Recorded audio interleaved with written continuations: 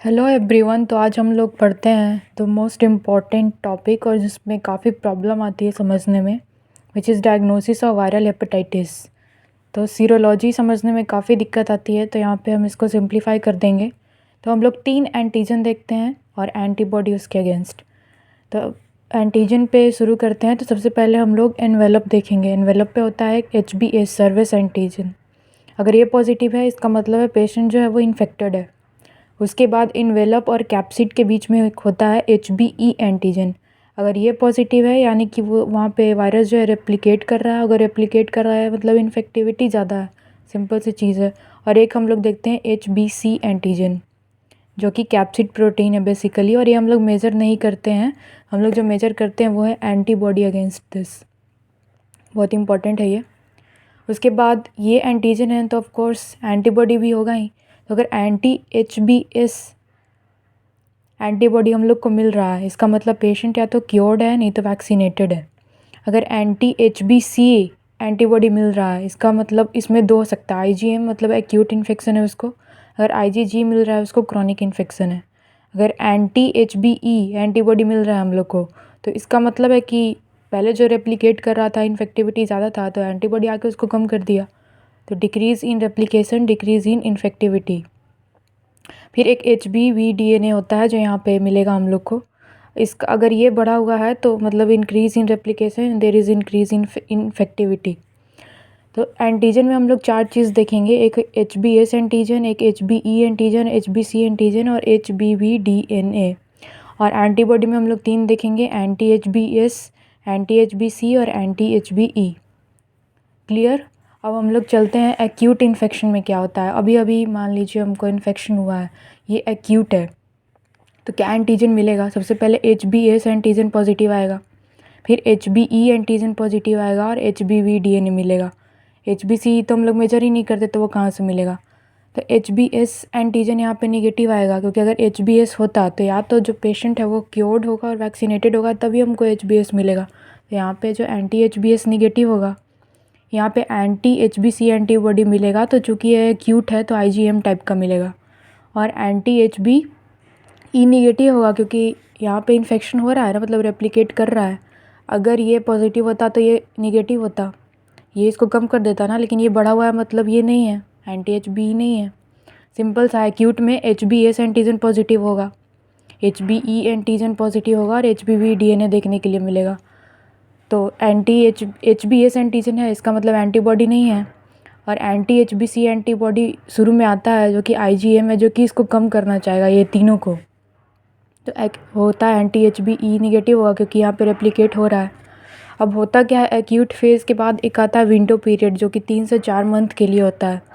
इसमें होता क्या है, ये जो anti-HbC एंटीबॉडी यहाँ पे जो प्रोड्यूस हो रहा था वो ये सारे जो एंटीजन है उसको घटाने का कोशिश करेगा। तो वही है यहाँ पे HbS एंटीजन निगेटिव होगा या फिर बहुत ही कम होगा, HbE एंटीजन निगेटिव होगा या HbV DNA निगेटिव होगा। और HbS तो ऑफ कोर्स निगेटिव होगा क्योंकि ये विंडो पीरियड है, पेशेंट ठीक थोड़ी हुआ है। यहाँ पे है कि ये क्योर होगा, वैक्सीनेटेड होगा तभी HbS देखने के लिए मिलेगा, तो ये नहीं होता है। फिर यहाँ पे जो HbC पॉजिटिव था, anti-HbC यही तो कम कर रहा था। तो इसमें दोनों, या तो IgM मिलेगा नहीं तो IgG मिलेगा, क्योंकि टाइम पीरियड हो चुका है हमारा 3 to 4 मंथ। और anti-HbE जो होगा वो नहीं होगा, सिर्फ यही है जो आके कम कर रहा है। फिर हम लोग आते हैं, अब क्या होगा, या तो पेशेंट रिकवरी हो जाएगा या इम्यूनाइज्ड होगा, नहीं तो अगर इन्फेक्शन क्लियर नहीं हुआ तो या क्रॉनिक रेप्लिकेटिंग और क्रॉनिक नॉट रेप्लिकेटिंग।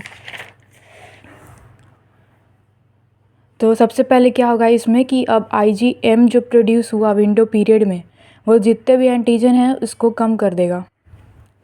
अब हम लोग देखेंगे anti-HbS प्रोड्यूस हुआ कि नहीं, कि anti-HbS प्रोड्यूस नहीं हुआ।